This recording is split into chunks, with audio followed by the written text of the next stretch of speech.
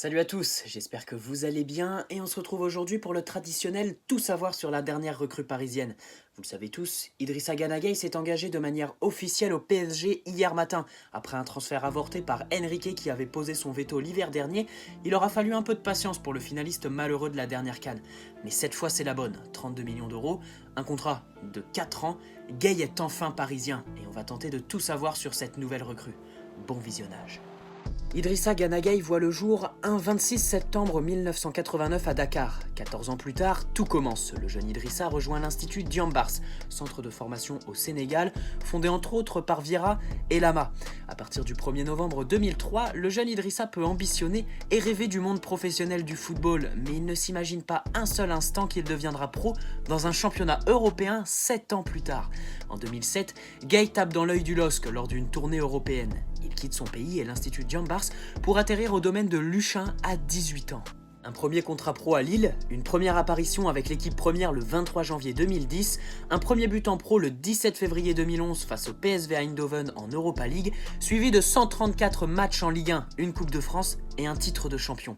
Gueye quittera la Ligue 1 par la grande porte en 2015, même si ses 6 buts et 5 passes décisives en 176 matchs avec le LOSC ne font pas forte impression, le joueur est très utilisé et très apprécié par ses entraîneurs. Il disputera 44 matchs en 2014-2015. Sa discrétion, sa docilité, son travail acharné, son sens du collectif, toutes ses qualités à la récupération sur le terrain et son exemplarité au sein du vestiaire le feront traverser la Manche un 10 juillet 2015, quand l'international sénégalais signe à Aston Villa pour 4 ans.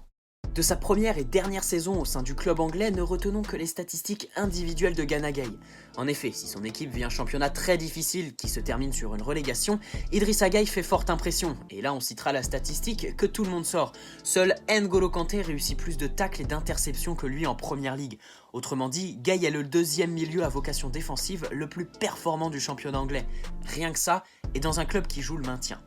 Si Aston Villa descendra en Championship, Idrissa Gueye restera bien en Première Ligue et découvrira Everton où il signe le 2 août 2016 contre 8,5 millions d'euros et pour 4 saisons. Et cette fois c'est la bonne, Gueye s'installe et devient un élément important du 11 d'Everton dès sa première saison dans laquelle il participera à 35 rencontres, la Ligue Europa pour sa deuxième année et 33 matchs disputés, et enfin une dernière saison très satisfaisante avec 35 matchs disputés aux côtés de Schneiderlin ou André Gomes au milieu du 4-2-3-1 mis en place par Marco Silva. L'entraîneur d'Everton aura réussi à retenir son joueur cet hiver, malgré un intérêt prononcé de la part du PSG et la volonté du joueur de rejoindre la capitale française. Malgré ce départ avorté et une super deuxième partie de saison de la part d'un Gueye très professionnel et très investi, qui sera d'ailleurs récompensé par un très joli parcours lors de la Coupe d'Afrique des Nations, tant sur le plan collectif que personnel, son entraîneur ne peut le retenir et son club accepte l'offre de Leonardo qui veut répondre du mieux possible aux exigences de Tourelle, qui voulait Gueye depuis longtemps. À 29 ans, Idrissa Gueye change de dimension sur tous les plans, mais quelle place occupera-t-il au PSG et est-il le profil que l'on attendait tous ? Du haut de son 1m74 pour 66 kg, Idrissa Gueye remplit tous les critères exigés pour un milieu à vocation défensive, mais pas du remplaçant idéal de Thiago Motta, ni même d'une vraie sentinelle. À Everton, il était aligné dans un 4-2-3-1 devant la défense, certes, mais épaulé par un second milieu. Reste à savoir quel projet de jeu a Tourelle. Décidera-t-il de rester fidèle à l'ADN du PSG en le laissant seul devant la défense dans un 4-3-3 où il n'aura aucun repère, ou misera-t-il sur une récupération-création à double pivot dans un 4-2-3-1, là où Gueye est une valeur sûre. L'international sénégalais va devoir se fondre dans le moule et s'adapter au nouveau style de jeu qui va s'offrir à lui. Parce que oui, il y a un fossé entre le projet de jeu d'Everton qui laisse le ballon à l'adversaire et où Gueye était les 3/4 du temps occupé à harceler l'adversaire, courir après la balle et s'adapter au rythme imposé par l'équipe adverse, et la physionomie du PSG qui dicte le rythme de la partie, prend le monopole du ballon et fait son récital en domination les 3/4 du temps. Gueye s'est joué en position de faiblesse, il sait s'adapter à l'intensité imposée par l'adversaire et le contenir, mais réussira-t-il à étoffer sa palette pour apprendre et devenir important dans un système ultra dominateur? C'est son intégration tactique qui peut donc interroger.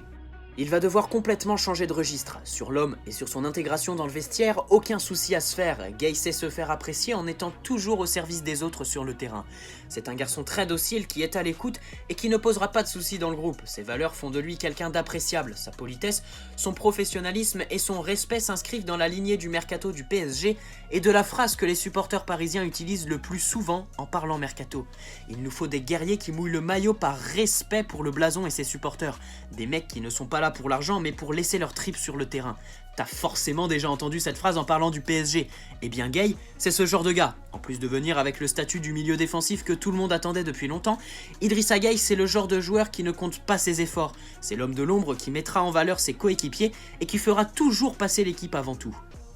Même si son physique n'impressionne pas, son volume de jeu reste énorme. Il court partout, mais pas n'importe comment. Il est amoureux du duel et s'en sort gagnant la plupart du temps. Il est infatigable et possède un gros volume de course, mais son sens de l'anticipation, sa percussion, ses qualités à la récupération qui se caractérisent par sa passion pour les tacles, font de lui un milieu encore plus précieux et qui a son importance particulière dans un collectif. Et puis, statistique à rappeler quand même, il côtoyait les sommets en première ligue dans son registre. Lui qui est vu comme l'un des tout meilleurs milieux défensifs outre-Manche, s'était installé sur le podium des meilleurs tacleurs et des meilleurs récupérateurs avec N'Golo Kanté et Nemanja Matic. On peut aussi noter sa régularité qui devrait être appréciée par Tourelle et par les supporters qui en ont un peu marre de voir Verratti se blesser 2-3 fois dans une saison.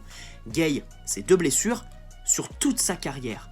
Et puis, rappelons tout de même aussi que Gueye vient certes d'un club qui ne joue pas le titre, mais qui joue dans celui qui est considéré comme le meilleur championnat du monde, avec tout le respect que l'on a pour la Ligue 1, en termes d'intensité et de rythme sur n'importe quel match, la Première Ligue nous surclasse. Gueye a excellé dans un championnat très rythmé, ne s'est presque pas blessé et est toujours resté régulier dans ses performances. La Ligue 1 et son intensité ne devraient normalement pas lui poser de problème, en plus, il ne la découvre pas. 3 petits bémols à signaler. Déjà, son expérience très faible en Ligue des Champions, seulement 8 matchs à son compteur. Son âge, 30 ans en septembre, et ses difficultés dans le dépassement de fonction. Seulement 15 buts en 391 matchs durant sa carrière, et seulement 2 passes décisives avec Everton cette saison.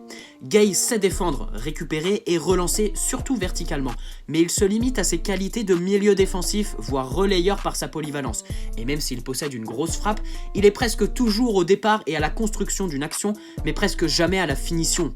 On peut donc dire que c'est un milieu défensif, un très bon pivot, voire relayeur, mais ce n'est pas un box-to-box qui sait tout faire sur un terrain, ni même une sentinelle, puisqu'il n'a quasi jamais évolué tout seul devant une défense, sur la perpendicularité de la touche et dans un milieu à 3.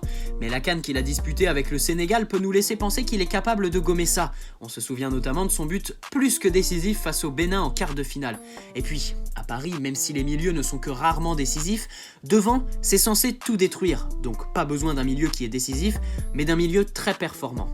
Allez, pour la conclusion, Idrissa Gueye, milieu à vocation défensive qui excelle en double pivot dans un 4-2-3-1, mais qui n'a jamais joué seul devant une défense en 4-3-3, qui va devoir changer de registre et apprendre à jouer dans une équipe qui joue avec la balle, qui du coup va permettre à Tourelle d'instaurer son système à 3 défenseurs, 2 pivots, 1 10 et 2 attaquants, qui pourrait former un duo d'enfer avec Verratti et sera en concurrence avec Ander Herrera, qui ne posera aucun souci au sein du vestiaire, véritable guerrier qui se mettra au service de toute l'équipe, qui est très régulier, très professionnel, qui ne compte pas ses courses, doté de qualités athlétiques exceptionnelles, véritable récupérateur, vrai guerrier qui adore aller au duel, qui tacle beaucoup et bien, qui connaît la haute intensité et le rythme très élevé de certains matchs et qui sait gérer et s'adapter à tout ça, qui reste à sa place et fait le job réclamé par l'entraîneur, on ne demande que ça au PSG.